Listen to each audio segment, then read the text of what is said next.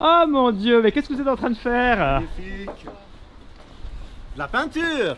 La peinture, mais de la peinture de quoi? Ah ben devine.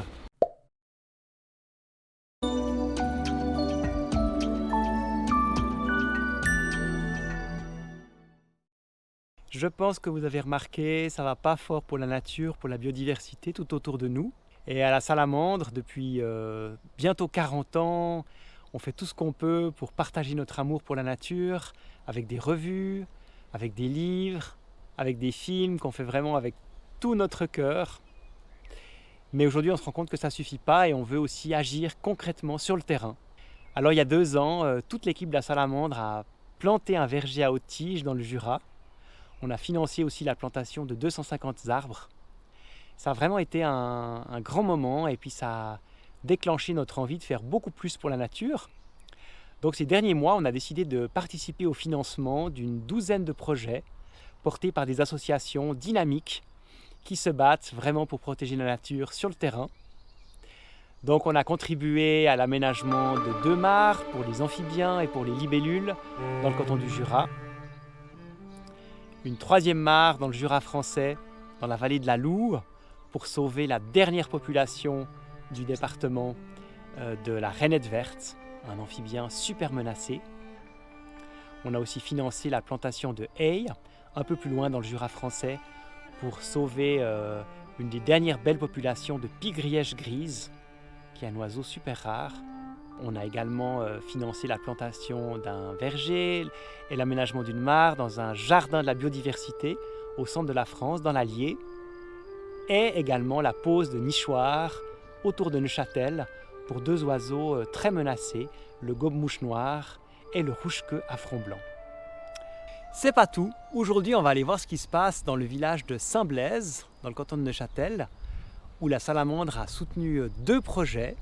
D'une part, la construction d'une tour à hirondelles, et puis d'autre part, une grande opération pour aider un oiseau complètement extraordinaire, le martinet noir. Allez, venez, on y va, on se lève, et on va aller voir ce qu'ils sont en train de préparer. C'est parti.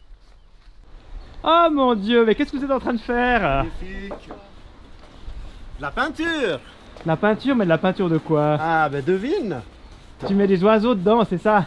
Ben, il faudra qu'ils viennent tout seuls. Waouh. Donc des nichoirs à Des- martinet. Des beaux nichoirs à martinet.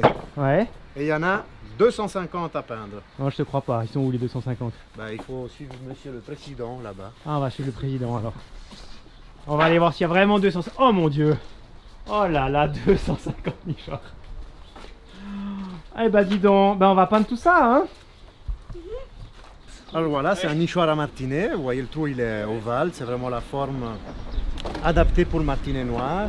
Le trou il fait 2,9 cm de hauteur pour éviter que les étourneaux le squattent en fait. Parce que le tourneau il est plus gros que le martinet donc il ne passe pas. Puis il y a un portillon là, on peut ouvrir.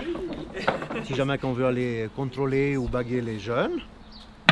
Et puis on va les peindre maintenant et ensuite ils vont être fixés comme ça sous le toit. Qu'est-ce qui se passe ici, Alessandro? Et nous avons un projet en collaboration avec la commune de Saint-Blaise pour donc installer 250 nichoirs sur la commune et sur le collège de la Rive de l'Herbe, au cœur du vieux village de Saint-Blaise, qui abrite en fait une très belle population de martinets noirs. Et le but en fait c'est de leur donner de nouvelles cavités de nidification. C'est un oiseau en fait qui niche habituellement sous les toits, dans les fissures de la toiture, des bâtiments, etc. Et qui paye un lourd tribut aux rénovations et à la destruction de ces cavités. C'est pour ça qu'on a décidé de leur donner un coup de pouce. Et puis il y a cette belle équipe maintenant qui est motivée pour mettre en couleur tout ça. Comme ça s'intégrera bien sur les bâtiments et les habitants de Saint-Blaise vont être contents et les martinets aussi. Un joli projet pour les martinets dans ce village de Saint-Blaise. Je suis super content que ces 250 nichoirs puissent être posés. Je pense que c'est vraiment très important pour cet oiseau. Et ce qui me plaît aussi bien dans cette idée, c'est que j'espère qu'on va en soutenir beaucoup d'autres de projets à la Salamandre. Et à partir de maintenant, voilà, chaque fois qu'on vendra des abonnements, des revues, des livres, des films, ce sera chaque fois aussi plus d'argent qu'on aura à disposition pour soutenir de tels projets sur le terrain pour la nature. Et ça, c'est quelque chose vraiment de super important aujourd'hui, en 2021. Et je pense que toutes les entreprises, toutes les organisations dans le monde entier devraient vraiment faire de même, consacrer un maximum d'argent pour restaurer notre biosphère, parce que c'est finalement notre qualité de vie, notre avenir à tout ce qui est en jeu. Pour en revenir au martinet, cet oiseau extraordinaire qui se pose jamais, sauf quand il doit élever ses petits, tout le reste de sa vie, quand il dort, quand il fait l'amour, quand il se nettoie, quand il chasse, il fait tout en plein vol. Cet oiseau qui a une vie vraiment extraordinaire, il est le héros d'un joli petit livre que nous éditons ce printemps et qui s'appelle « Les martinets se cachent pour dormir ». En fait, c'est un roman graphique.